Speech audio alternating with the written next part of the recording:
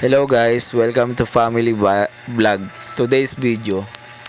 So ayun nga, pumunta kami dito sa Altares, Carmona, Cavite. Dito sa park at ginala ko ang aking pamilya. Lalo-lalo na ang aming dalawang anak para sila ay makapag-enjoy. So guys, nilagyan ko na rin ng effect na snow para ramdam naman natin yung Pasko, di ba? So ito nga, nagliligalig pa yung panganay ko kasi nagpapabili na kaagad ng pagkain.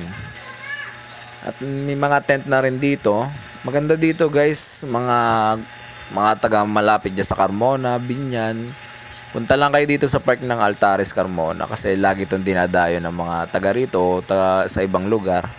Lalo kapag umaga, bukas sila ng 6 a.m. to 9 a.m. Tapos magsasarado sila 9 a.m. Sa hapon naman, bukas sila ng 3 to 5. Yan, maganda dito makapag-relax, makapaglaro ang mga anak nyo, enjoy sila. Kasi talagang napakaluwang ng park ng Carmona Altares na to. Talagang dinadayo.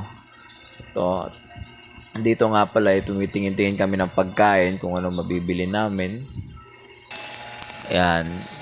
Kaya punta lang kayo dito guys at ito nga, 'di ba, nakapakaluwang niya. Sobrang laki.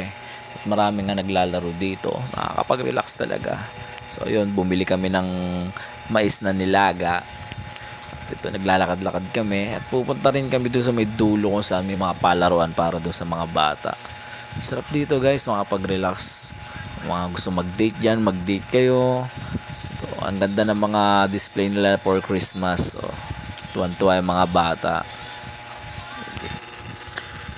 At dito nga pala ay medyo pinasport na natin ng konti kasi medyo mahaba-haba ang ating video. O, diba guys? So tumatakbo yung anak ko. Yun, nadapa siya pero tinayo din naman namin yan. Sabi nga, diba, pag nadadapa, tumayo. Parang sa buhay lang, kapag nadadapa ka, lumaban ka. So ayun nga, yung dalawa na una na sa amin, lumakad na sila doon. Yun, diba, napakaganda dito guys. Kaya sa mga ano dyan, punta na kayo dito.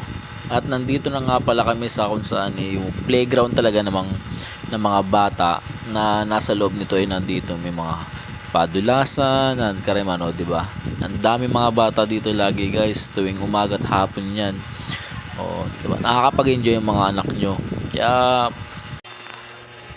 at so ayun nga yung panganay ko guys, nasa taas na. Magpapadulas siya.